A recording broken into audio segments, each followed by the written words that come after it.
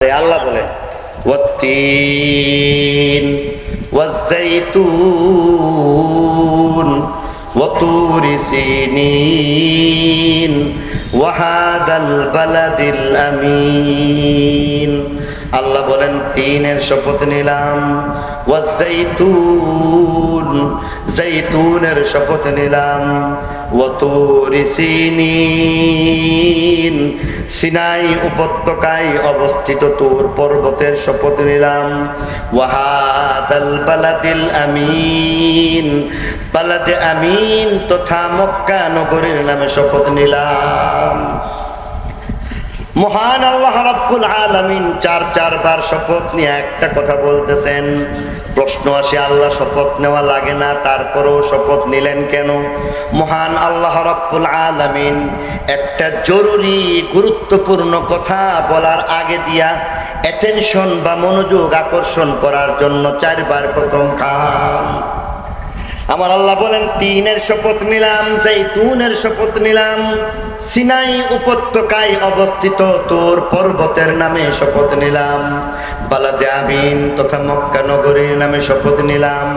চারটা কসম খাওয়ার পরে আমার আল্লাহ বলেন লাকাদ খালাকনাল ইনসানা ফি আহসানি তাকওয়িম, আমি একজন মহান মানব সৃষ্টি করলাম, মহান মানব সৃষ্টি করলাম, যিনি সাধারণ কোনো মানব নয়, অসাধারণ কোনো একজন মানব, যিনি এমন যার ওসিলায় সাত আসমান, যার ওসিলায় সাত জমিন, গ্রহ তারা নক্ষত্র গ্যালাক্সি গুচ্ছ সহ সব কিছুকে সৃষ্টি করলাম।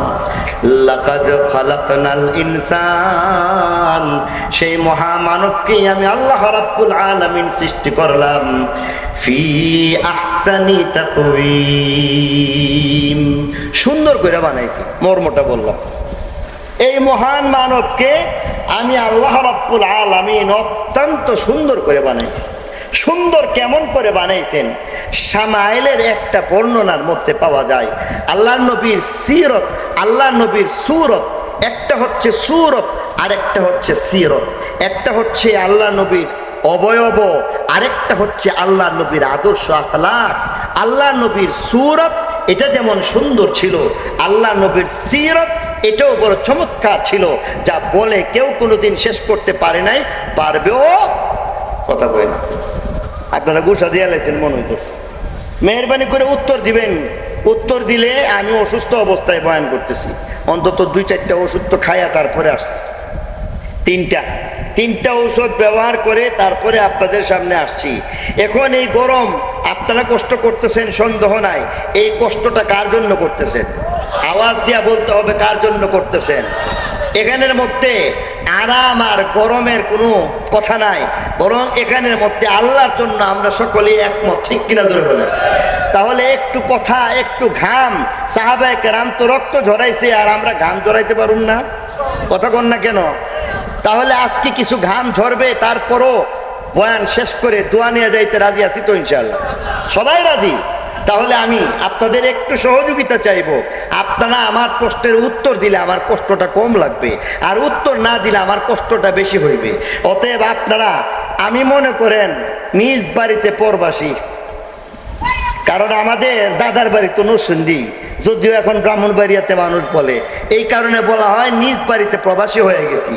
অতএব আজকে আপনাদের থেকে একজন মুসাফির হিসাবে সাহায্য তো চাইতেই পারি, ঠিক কিনা বলেন? আপনারা আমাকে এই সাহায্য করতে রাজি আছেন?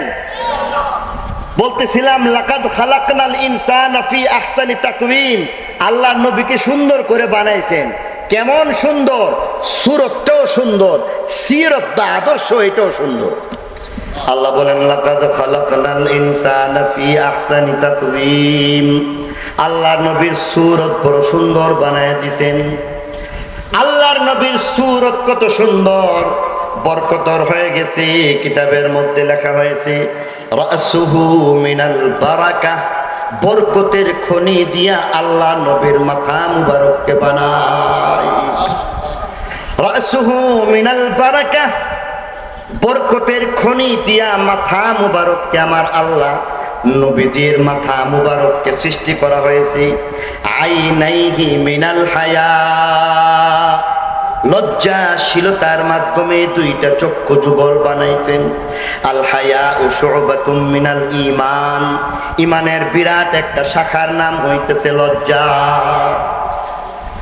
শামাইলের মধ্যে বলা হইতেছে ওয়া আইনাইহি মিনাল হায়া, দুইটা চক্ষু যুগলকে বানানো হয়েছে লজ্জাশীলতার দ্বারা।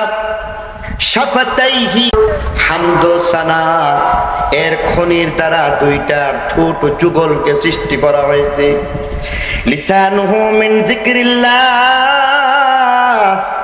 আল্লাহর জিকিরের খনি দিয়া নবীজির জিহ্বা মুবারককে বানানো হয়েছে। কলবুহু মিনাল ঈমান, ঈমানের খনি দিয়া আল্লাহ নবীর কলবটাকে বানাইছেন।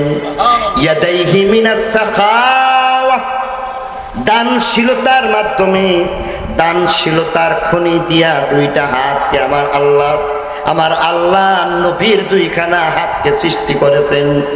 ওয়া কাদামাইহি মিনাল ইস্তিকামা, ইস্তিকামা অটল অবিচল দৃঢ়তার খনি দিয়া দুইটা পদ যুগল কদম যুগল কি আমার আল্লাহ নবীর দুইটা কদমকে সৃষ্টি করেছেন। পাহাড় সাগর হয়ে গেছে বিশ্বাস করা যায়, সাগর নদী হয়ে গেছে বিশ্বাস করা যায়, চন্দ্র খসে পড়ে গেছে বিশ্বাস করা যায়, সূর্য নিস্তেনাবুদ হয়ে গেছে বিশ্বাস করা যায়, পৃথিবী নিস্তেনাবুদ হয়ে গেছে বিশ্বাস করা যায়। কিন্তু আল্লাহ নবী কালিমার দাওয়াত নিয়ে আসছেন, আর সাফা পাহাড়ের মধ্যে দাঁড়াইয়া ডেকে ডেকে বলেছেন, ইয়া আইয়ুহান নাস আনা লাকুম নাসিহুন আমিন কুলু লা ইলাহা ইল্লাল্লাহ তুফলিহু, কালিমা পড়ো মুক্তি পেয়ে যাইবা। কালিমার সেই দাওয়াত নিয়ে আল্লাহ নবী চলে আসছেন। খোদার কসম, সবকিছু নড়চড়ে যেতে পারে, কিন্তু আল্লাহ নবী কালিমার দাওয়াত থেকে চুল পরিমাণ নড়তে পারেন না। সৌন্দর্য কেমন হয়েছে! হাসান ইবনে সাবিত রাদিয়াল্লাহু তাআলা আনহু বলেন, খুলিকতা মুবাররাআম মিন কুল্লি আইবি কাআন্নাকা কাদ খুলিকতা কামা তাশাউ, খুলিকতা মুবাররাআম মিন কুল্লি আইবি কাআন্নাকা কাদ খুলিকতা কামা তাশাউ ওয়া আহসানা মিনকা লাম তারা কাত্তু আইনি ওয়া আজমালা মিনকা লাম তালিদিন নিসাউ লা ইউমকিনু সানাউ কামা কানা হাক্কুহু লা ইউমকিনু সানাউ কামা কানা হাক্কুহু বাদাজ খুদা বুজুর্গ তুই কিসসা মুখতাসার। আল্লাহর নবীর ব্যাপারে সাহাবী বলেন, আল্লাহ তো আপনাকে এমন ভাবে বানাইছেন যেমন ভাবে আপনি চাইছেন, অথবা বলেন আল্লাহ যেমন করে সুন্দর করে বানাইতে চাইছেন আমার নবীকে আমার আল্লাহ তো তার চাইতেও বেশি সুন্দর করে বানান। চন্দ্রের চাইতে সূর্য, সূর্যের চাইতে চন্দ্র তুলনা করা যায়, কিন্তু আমার নবীর সাথে কাউকে কোনোদিন তুলনা করা যায় না। আমার নবী চন্দ্রের চাইতেও সুন্দর, আমার নবী জ্যোৎস্নার আলোর চাইতেও স্নিগ্ধময়, সূর্য তার সামনে ম্লান হয়ে গেছে।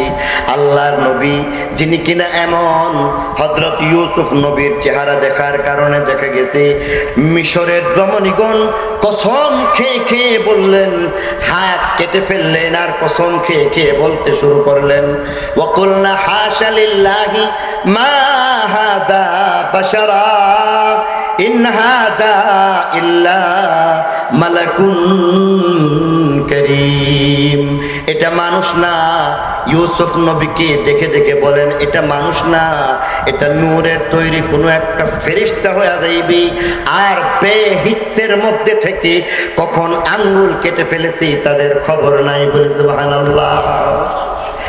হযরত ইউসুফ নবীর সৌন্দর্য দেখে মিশরের রমণীগণ আঙ্গুল কাটলো, খোদার কসম, আল্লাহ নবীর সৌন্দর্য যারা দেখছি তারা কিন্তু এমনটা করে নাই।